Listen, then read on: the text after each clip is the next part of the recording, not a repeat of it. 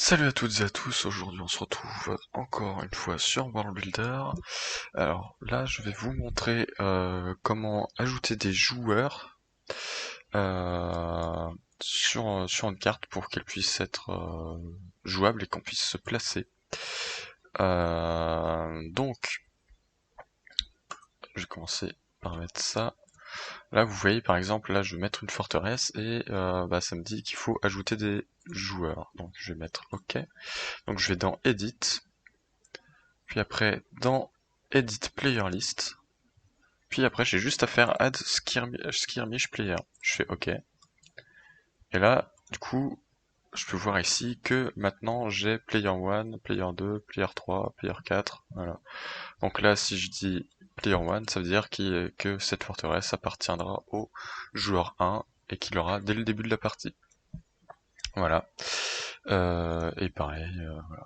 Civilian, ça veut dire que c'est de la déco. En gros, on peut pas l'attaquer et elle sert juste comme de la déco. En mince, oui c'est bon.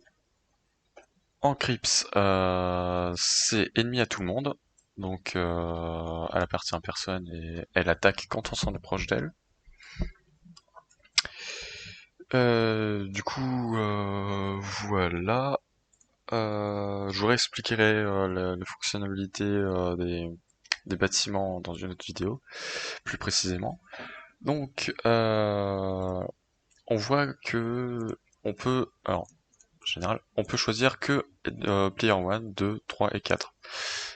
Si on a envie qu'elle appartienne au joueur 6, par exemple, il va falloir, voilà, retourner dans Edit Player List, et là, cette fois-ci, bon, on va prendre un exemple, hop, CTRL C, et puis on va faire New Player, ok, change name, hop, on copie et on va appeler joueur 5, voilà,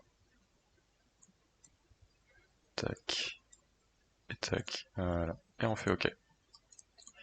Et là on va voir que le player 5 est disponible. Donc c'est pareil pour le player 6, player 7 et player 8. Ensuite, pour placer les joueurs, on va cliquer ici sur l'outil des waypoints. Donc waypoint 1,